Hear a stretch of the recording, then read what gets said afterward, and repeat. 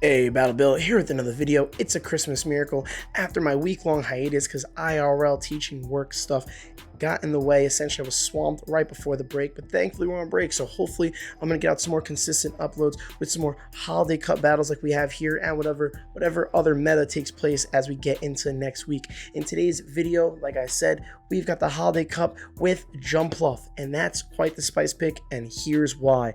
It is one of the best counters to the Vigoroth and Lantern core that you're going to see everywhere in this meta, and I had a ton of success with this Pokemon in the lead with little ABB action, actually with double electric. That was completely unintentional. We have Lantern in the back being the electric water type, and then Graveler in the back being the electric rock type.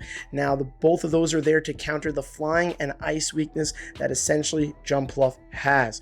Performed very well against all the Frostlass that you're going to see in this meta, and then also against all the other Altarias, because this meta, you know what, I like this meta a lot. I'm saying the word a lot also.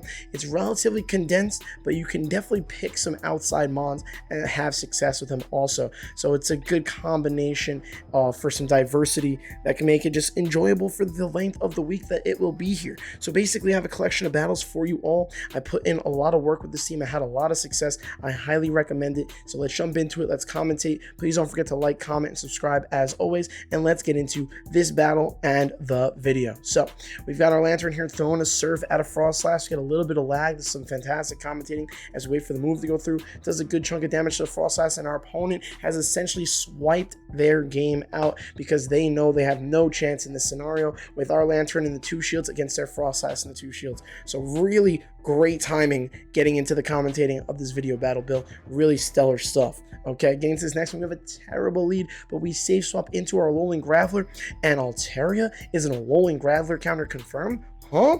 What is this? Don't know. Land is Stone Edge, and the Altaria is not even going to get off a charge move. We Volt Switch it all the way down, and now we flip switch instead of getting RPS. We have everything in our favor now after the lead just looked so atrocious. But here's the reason why they brought in that Altaria, because their only other option was this Alolan Ninetales. Now, honestly though, Alolan Ninetales with Charm would have been a better option against the Alolan Graveler, just based on the fact that the Charm damage at least would have done a lot, whereas the Dragon Breaths really were kind of slowly adding up. Then you had no charge move pressure, whereas the fact that Alolan Ninetales Charm would have definitely applied more pressure fast move wise. But regardless, we have to bring in the Jumpluff against the Alolan Ninetales, because we definitely can't bring the Jumpluff in against the Litleo. So now that they've swapped, we have their Litleo on our Lantern, and we're still sitting in a positive situation because Lantern is going to be able to sweep their back line. The Alolan Ninetales comes out. We go for the Thunderbolt. We're in the 1 shield scenario here. We're not expecting the shield. They do not shield. Honestly, though, the Thunderbolt was probably pointless there, just based on the pure fact that 2 Surfs with the spark damage would have been enough. Regardless, they recognize their situation, and we win, and they top left. Boom, back-to-back matches where we get our opponents to quit with Jumpluff double electric, because apparently that's a comp. I swear I didn't realize it was double electric till after the fact that I was using it.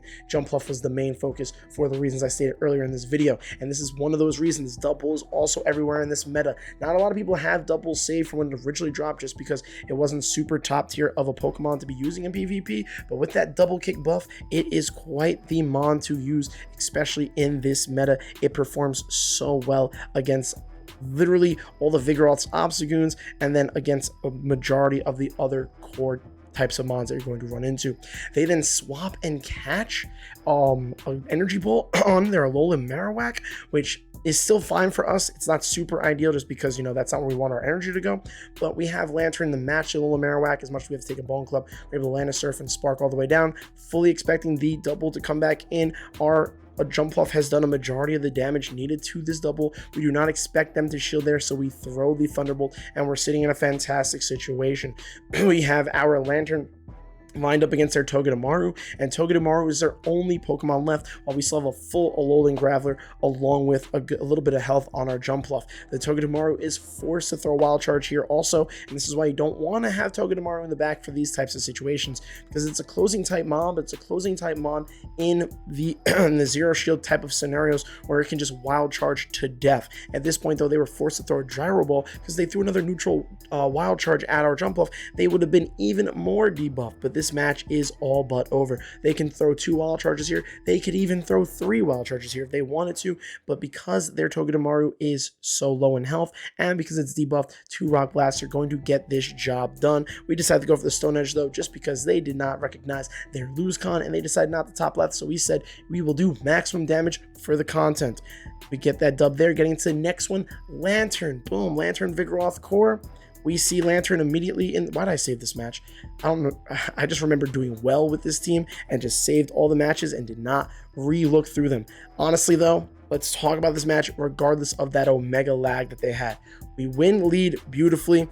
We win swap beautifully here. I make a weird play where I decide to Volt Switch all the way down, and this is not a play I would have made if we were playing in like the normal matchup, because I would have decided to throw so that they didn't get off another charge move there, and then I was forced to use a shield. You definitely don't want to use a shield until your opponents use a shield, so that would have been a play that I would have made a little bit differently if we were playing this out normally, because obviously I was getting a little greedy and a little overconfident just based on the pure fact that they lagged in the beginning and my Jumpluff had a bunch of extra energy. Their Lantern's now getting to a Surf here.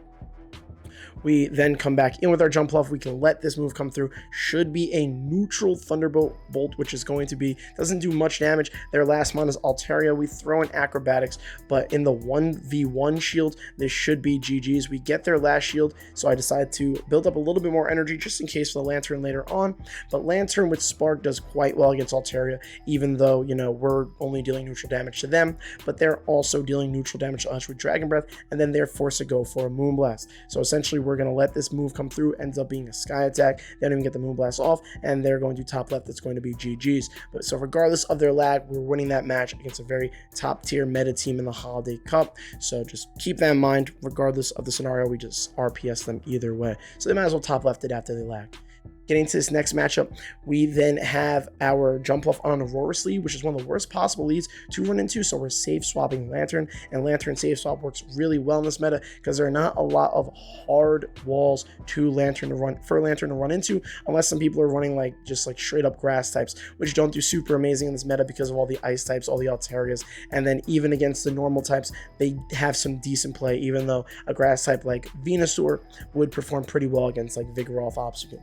Regardless, we have safe swapped our Lantern here. They match us with this Vigoroth. We end up going down a shield because we really need to flip switch. We do not want that Aurorus lined up with our Jumpluff anymore, so it was worth the commitment. They come with an Alolan Ninetales to try and charm down my Lantern all the way, but because we threw on good timing, we're able to get the Thunderbolt off and this Surf off, which will hopefully threaten a shield, and it does. We have to come in with Jumpluff against the Alolan Ninetales here, which is super weird just based on the fact that, like, you know, they throw a super effective Weather Ball here. It's going to do double. It's going to be double super effective move, but they decide not to throw anything. They then come in with their Aurorus. They get a Weather Ball off. We stay in because we want to get this Energy Ball off for some massive super effective damage. It hits quite hard. We then come in with our Alolan Graveler, and our belief is that even if they get to a Meteor Beam, it's not going to do enough damage, and even with them buffed, the Powder Stones will not take us out completely, but they then decided to Weather Ball there, and they don't even get off another move. They would have gotten off a Meteor Beam. I still believe that we wouldn't have died to the Meteor Beam and the Powder Stones that fell after, but considering how glassy Alolan Graveler is, maybe we would have. We ended up pulling off that match though because of their misplay. They did not recognize they could have gotten to the move, and they should have at the very least. Anyhow, getting to the next matchup, we have Lantern on Altaria situation here. We had to swap out again immediately. I already forgot what their lead was. It was literally on screen 3 seconds ago, but it was definitely a lead that Jumpluff lost. I'm so sorry. I'm supposed to be getting these videos out consistently so that my commentating game can improve, but then I'm inconsistent with my uploads, so my commentating game stays inconsistent. Eventually, it's only been years of me with this YouTube channel. Eventually, I'll get good at this. I don't know when that eventually is going to happen, but I'll find my lane one day. I'll always have hope. You have hope in me. Continue to watch content. Big precious. I'll have hope in myself.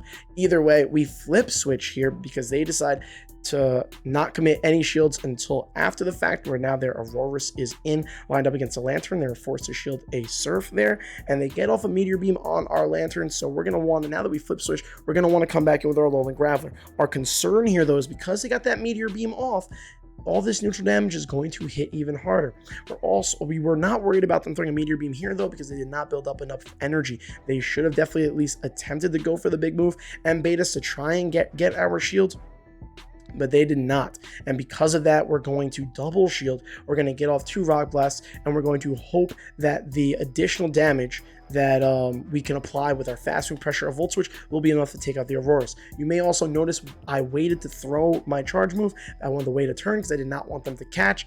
Did not know their last Pokemon was a Shadow Charizard, so they weren't going to try to catch regardless. This is super unfortunate though, because maybe if I kept in the Jumpluff lined up with the Auroras, I could have won this easily, because a Alolan Graveler in the back would have slaughtered this Charizard. We tried to play this scenario out to the best of our abilities because that Acrobatics hit so hard, but our opponent recognizes, makes a proper play, builds up enough energy for a Blast Burn and a Dragon Claw, and wins CMP on both the Jumpluff and the Alolan Graveler to beat us in that match. So like I said, there are losses in here. We definitely can't play perfect with any team, so we want to definitely show you the ins and the outs, the strengths and the weaknesses. And unfortunately, with an Ice type in the front and then a Charizard in the back, Jumpluff just really doesn't have many places to go, as you could see by that specific match. But at the very least, Acrobatics did hit pretty hard. It just didn't hit hard enough. Getting into this next matchup though, we got matched with, I forgot what our lead was already. Oh my god, I gotta stop going on tangents, because then when I try to re-explain the match, I'm just like lost. Either way, we had Alolan Ninetales on our Jumpluff. We swapped immediately. They stayed in for a bit and then swapped in their Dunsparce. Boom, I pieced it all together. Because of that play though, the way they made it, I know I'm not gonna be able to flip switch here, but my hope is to come in with the Jumpluff, because we're not going to be taking too much damage. These are going to be super effective rock slides, but Dunsparce's attack is so low that even super effective, that does like a third of our health. So we're going to overfarm considering the scenario, and we're going to throw before they get off a charge move. Then they make a weird play, swap, and catch an Energy Ball on the Alolan Ninetales, which was a Pokemon I was still worried about in the back, so I don't really know why they sacrificed it like that. Then they come in with Zangoose, which was quite the spice third option to have as their closer. We're going to throw an Energy Ball to force their shield. We're worried about the Zangoose having close combat. We're trying our best to wait the proper amount of time to either catch or just stay in, because they can't Shadow Claws all the way down. We end up catching regardless, because we don't want to swap immediately into a Alolan Graveler, because they're going to throw close combat. They're not going to throw close combat at our Jumpluff, just based on the fact that it's a flying type. So that's why we stayed in as long as we did there, because we knew they had a bunch of energy and we wanted them to try and dump some of it on the Jumpluff, but they just happened to farm so goddamn much. They come back in with the Dunsparce here. They throw a Joel Run. We're going to overfarm a little bit. We were tempted to go for the Volt Switch down, but we forgot how much energy they were at. We knew they were at least at one move, and Rollout generates energy so fast. So then they let their Dunsparce go down from that Rock Blast. We get to another Rock Blast, but they still have a shield. Do they commit it here? They do decide to commit it here. We're going to try to go for another move. They're forced to throw. We do not want to try and swap combo play, because we know they have a decent amount of energy, but we also know they don't have 2 moves. So if we decide to swap combo play, they could just randomly throw their move or recognize the swap, because it takes a turn, and then CMP us, which would have forced us to lose that match if the Jumpluff ran out of energy. So we had to be careful there.